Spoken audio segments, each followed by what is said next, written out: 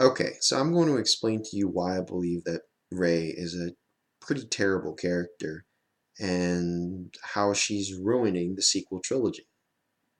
Mainly, the crux of my argument here is that she's too good at everything.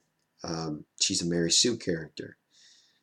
Um, when we first see her, if they had stayed with her on Jakku for a little bit, instead of kind of they need to rush in again to the Millennium Falcon when the First Order finds them. Um, I believe that the movie would have been a lot better because we would have got to see a lot more of her life on Jakku and her struggles.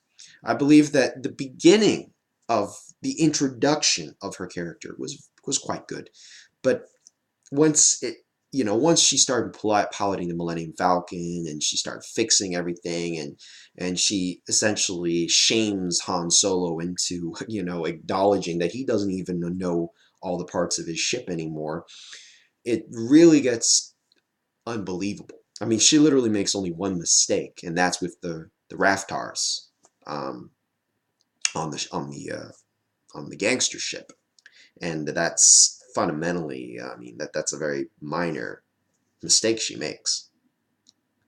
I mean, even after that, she's able to fix it very easily. You know, it's terrible. She's a Mary Sue. Um, and moving on from there, um, every Ray doesn't really seem, after the introduction of her character, she doesn't really seem to suffer any real setbacks. You know, she's very interested in returning back to her home, um, which is quite interesting, but they don't really do anything with it. The directors, they don't really do anything with that. The director, he doesn't literally do anything with that. With her wanting to go back, it's thrown away quite quickly.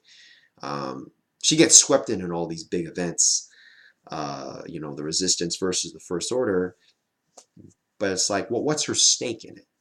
You know, Luke had a stake to fight the Empire because the stormtroopers on the trail of C-3PO and R2-D2 shot dead his adoptive parents, and he always disliked the Empire. He states that to Obi-Wan Kenobi. What does Rey have? What does she want? What's her motivation for anything other than fangirling over Han Solo? What's her motivation to fight against the First Order? So that leads into um, when she gets kidnapped by Kylo Ren, and there's this scene where they're Kylo Ren and Rey are mind dueling each other. It was utterly unbelievable that she would be so powerful to be able to resist it. Maybe she'd be stronger, but she wouldn't fully resist him. You know, maybe she would have to be rescued in the first film, and that she would have to learn in the second that the galaxy is a dangerous place, and that she may have been able to defend herself on Jakku, but the galaxy is a lot bigger than Jakku, and she has to build new skills and adapt to her new environment of being outside of her home planet. You know, they don't. She's able to do everything good already. I mean, she already has the skills of a Jedi Master, just unrefined. And Snoke is utterly taken aback by the fact that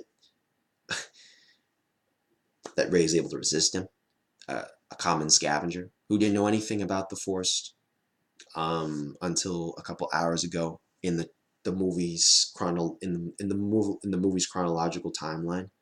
There wasn't in the hours of the film. She didn't know before the Force Awakens. She didn't know anything about the Force other than legends, and now she knows. She unconsciously awakened something inside of her, and I could tolerate that she was a hidden gem of raw Force power. But The Last Jedi pretty much says that she's a nobody.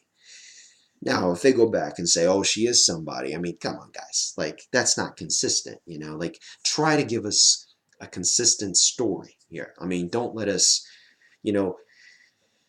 I mean, you could say Kylo Ren is lying in The Last Jedi, but it just doesn't. The movie is not able to. These movies are not focusing on that. They're not trying to solve that question. They're not trying to answer that question. So what ends up happening is that they come in here and they put some gum on the leak, and then another leak comes out in the cracks. You know, more cracks start showing because the foundations are not sound. They're not there. So that's the story is weak at the fundamentals. Even a fun movie, even with The Force Awakens being a fun film, the foundation is very weak. So, and then when she fights Kylo Ren, and not even that, before that, when she manipulates the stormtrooper in order to leave, she's too powerful, you know? I would have preferred if she had to be rescued like Princess Leia. And once they rescued her, she's more on the secular side of things because she didn't know about the Force. So she'd be able to use a blaster, but she has to learn how to use the Force. Like Luke. Luke didn't really know how to use the Force in A New Hope all that well. Even in Empire Strikes Back, she doesn't know how. Luke didn't know how to use the Force. It's not until the Return of the Jedi, and even then, Luke is not powerful enough to resist the Emperor. So Luke, Luke is a much more realistic character than Rey. And Anakin, well, in the prequels, he's a prodigy, but even he had to go through training. And even after 10 years of training, he was still not ready to fight Count Dooku. You see? I mean, how is this movie? These sequel trilogy films are not that good, honestly. And the fact that she's able to beat Kylo Ren, it's terrible. I mean, Kylo Ren had been trained by Luke Skywalker. I mean, he spent years training at his academy before he destroyed it. And who knows the skill of the um,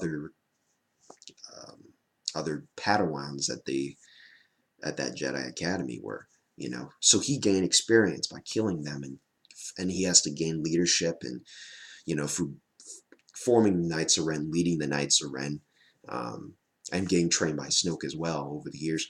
How can he be beaten like this? Now, people say that Chewbacca hurt him, but it seemed to make him stronger. He seemed to be feeding off of that pain that from the wound he had.